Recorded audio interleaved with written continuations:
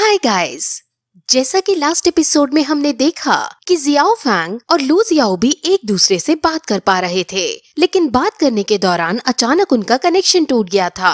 अब फिर लू जियाओ भी अगले दिन चैन हाओ से आकर मिलता है। चैन हाओ सू जियाई से काफी परेशान आ चुका था और अब उन्हें ये भी समझ आ चुका था कि सू जियाई की बिहेवियर की वजह से उसको कोई टीम में नहीं लेना चाहता था। अब लू जियाओ भी फिर स्कूल जाता है, जहां उसे उसके मार्क्स पता चलते हैं जो काफी कम थे और इस वजह से उसकी टीचर उसे पढ़ाई पर फोकस करने को कह रही होती है। अब लू जियाओ भी उनकी बात पर एग्री हो जाता है और कहता है कि वो मन लगाकर पढ़ेगा, लेकिन उसकी टीचर को उसकी टेबल यानी उसकी सीट चेंज करनी होगी क्योंकि वो चूगे के साथ बैठना नहीं चाहता था। इत्तेफाक से वहाँ चूगे भी आ जाती है और वो भी टीचर से अपनी सीट बदलवाने आई थी क्योंकि वो लू जियाओ भी के साथ नहीं बैठना चाहती थी। टीचर कंडीशन को समझ जाती है और अब ये देखकर वो उनकी सीट बदलने से मना कर देती है और कहती है कि तुम दोनों को अब दोस्ती की अहमियत पता चलेगी और इसलिए तुम्हारी सीट वही रहेगी। वो कहती है कि लू जियाओ भी चूगे की होमवर्क में मदद करेगा और चूगे क्योंकि एक एथलीट है इसलिए उसे लेग्स की जॉइंट्स और मसल्स के बारे में जानकारी है, इसलिए अब चूगे को लू जियाओ भी के लेग्स ट्रीटमेंट में मदद करनी होगी। अब फिर वो दोनों स्टाफ रूम से बाहर जाने लगते हैं, लेकिन तभी चूगे लू जियाओ भी को परेशान करने के लिए उसे सीढ़ियों से नीचे गिराने लगती है। लेकिन लू जियाओ भी की किस्मत अच्छी थी कि वहाँ एक लड़का आ जाता है और उस लड़के को देखकर चूगे लू जियाओ भी को छोड़ देती है। चूगे एक बुली लड़की थी जिसे लोगों को परेशान करने में मजा आता है। अब थोड़ी देर बाद लू जियाओ भी को ये पता चलता है कि उसका दोस्त चैन हाओ टीम के लिए बाकी प्लेयर्स ढूंढ रहा है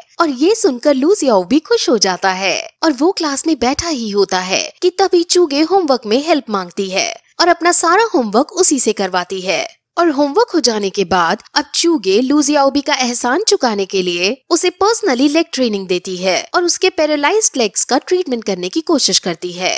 वहीं दूसरी तरफ हमें जियाओ फैंग को दिखाते हैं जो ऑफिस से घर आ रहा था और वो एन लैन को देखता है जो छत से कूदने की कोशिश कर रही थी, लेकिन तभी जियाओ फैंग उसे रोक लेता है और अब यहाँ से हमें पता चलता है कि एन लैन की पोस्ट ग्रेजुएशन रिसर्च किसी और को दे दी गई है और इस बात ने एन लैन को अंदर से काफी ज्यादा तोड़ दिया है। जियाओ फैंग उसे संभालने की कोशिश करता है और कहता है कि तुम्हें हिम्मत नहीं हारनी चाहिए। जैसे गेम्स के अपने कुछ रूल्स होते हैं उसी प्रकार सोसाइटी के रूल्स होते हैं जिन्हें फेस करते हुए हमें आगे बढ़ते रहना चाहिए और हिम्मत हारे बिना गेम को जीतना चाहिए। वो कहता है कि तुम अभी नई उम्र की लड़की हो और तुम्हारे पास कई करियर ऑप्शन हैं जिन्हें तुम चूज कर सकती हो। अब ये सब सुनकर एन लैन मोटिवेट हो जाती है और उसे पता चल जाता है कि उसकी लाइफ उसकी अपनी है और वो खुद जैसे चाहे वैसे इसे कंट्रोल कर सकती है, बस उसे थोड़ी मेहनत और करनी पड़ेगी। अब वो दोनों फिर बालकनी से रूम में जाने लगते हैं, लेकिन तभी अचानक वहाँ जोर से हवा चलती है और उनका गेट बंद हो जाता है, यानी अब अंदर तब तक नहीं जा सकेंगे जब तक कि कोई अंदर से गेट ना खोल दे। वहीं दूसरी तरफ प्रेजेंट में लू जियाओ भी चैन हाओ के घर आता है और वहाँ पर वो सू जियाई को देखता है जो इस बार भी चैन हाओ को बुली कर रही थी और उसने जो टीममेट्स चैन हाओ ने बुलाए थे उनके साथ झगड़ा किया था, जिस वजह से बाकी नए टीम मेंबर्स भाग गए थे। अब लू जियाओ भी को सू जियाई पर गुस्सा आ जाता है और वो उससे कहता है कि अगर तुमने अपना बिहेवियर ऐसा ही रखा तो हमारी ये टीम कभी नहीं बन पाएगी। तुम समझती क्यों नहीं कि टीम बनाना हमारे लिए कितना जरूरी है। और फिर वो गुस्से में उसे बोल देता है कि अगर तुमने अपना बिहेवियर चेंज नहीं किया तो तुम गेम छोड़ सकती हो। ये सू जियाई को हर्ट कर जाता है और अब वो शांत होकर बैठ जाती है, जिसके बाद अब लू जियाओ भी आगे के प्लान्स डिस्कस करता है। अब लू जियाओ भी को ही टीम मेंबर्स बढ़ाने के लिए कुछ करना था और अब उसके पास एक वैंग काई ही ऑप्शन था।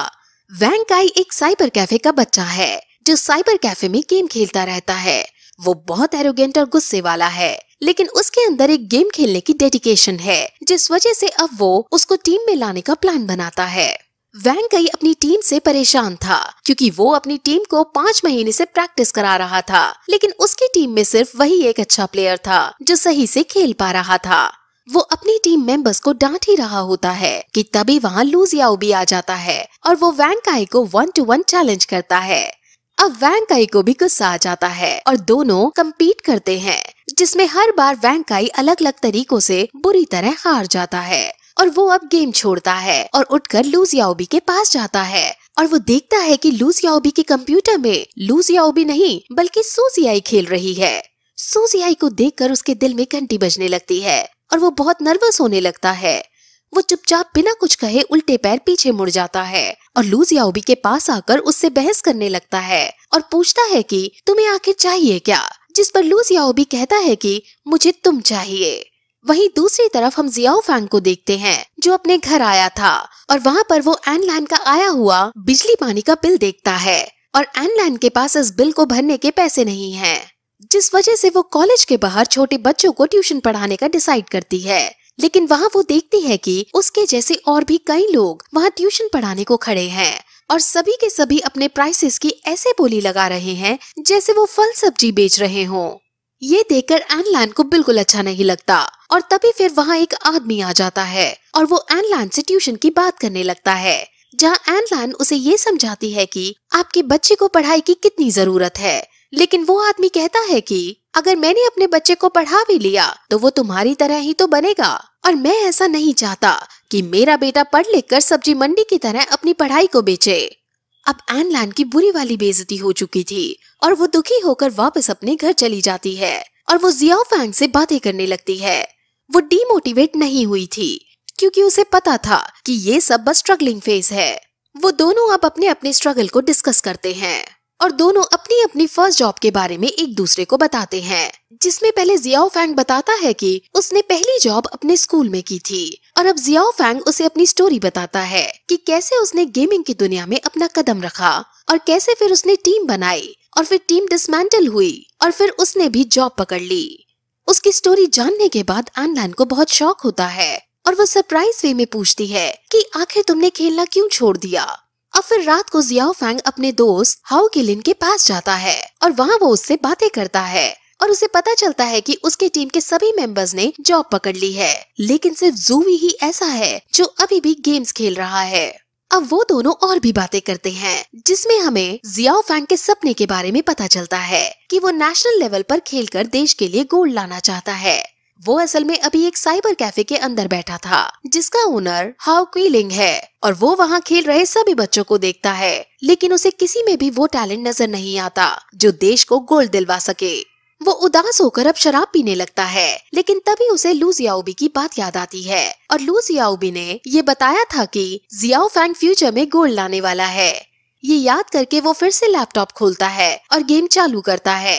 वहीं दूसरी तरफ हम लू जियाओबी को देखते हैं जो पढ़कर बोर हो गया था, इसलिए वो भी लैपटॉप में गेम खेलना शुरू करता है और दोनों लोग फिर से कनेक्ट हो जाते हैं। वो दोनों फिर से एक दूसरे से बातें करते हैं जिसमें लू जियाओबी कहता है कि तुम झूठे हो और तुम पास से नहीं हो क्योंकि तुमने कहा था कि मेरे पास एक लेटर आएगा, लेकिन मेरे पास कोई लेटर नहीं आया है। जिस पर जियाओ फैंग शॉक होता है क्योंकि उसने तो लेटर लू जियाओबी के बताए हुए एड्रेस पर पहुंचवा दिया था। लू जियाओबी कंफर्म करने के लिए अपने डैड को पुलिस स्टेशन में कॉल लगाकर पूछता है कि आपके पास कोई 2008 का पुराना लेटर है क्या, जिस पर वो लोग मना कर देते हैं। लू जियाओबी 2019 में है और अब वो ये पूछता है कि आखिर हम लोग 11 साल फ्यूचर पास्ट में बातें कैसे कर पा रहे हैं, जिस पर उन्हें लगने लगता है कि टाइम और स्पेस में एबनॉर्मैलिटीज आई हैं, जिस वजह से गेम के थ्रू हमारा कनेक्शन जुड़ गया है। अब वो दोनों अब और भी बातें करते हैं जिसमें जियाओ फैंग उससे पूछता है कि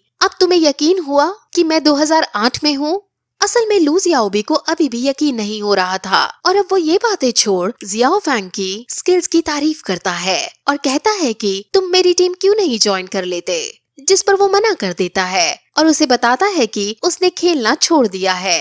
वो दोनों अब गेमिंग वेपन्स की बातें करने लगते हैं और वो और भी बातें करना चाहते थे, लेकिन तभी अचानक उनका कनेक्शन फिर से टूट जाता है और दोनों को एक दूसरे की आवाज आनी बंद हो जाती है। लू जियाओबी नोटिस करता है कि उसका कनेक्शन सिर्फ 2 मिनट 30 सेकंड के लिए जुड़ता है। अब फिर वो पानी पीकर अपने बेड में सोने जाने लगता है, लेकिन तभी वो अपनी दीवार पर एक लेटर देखता है।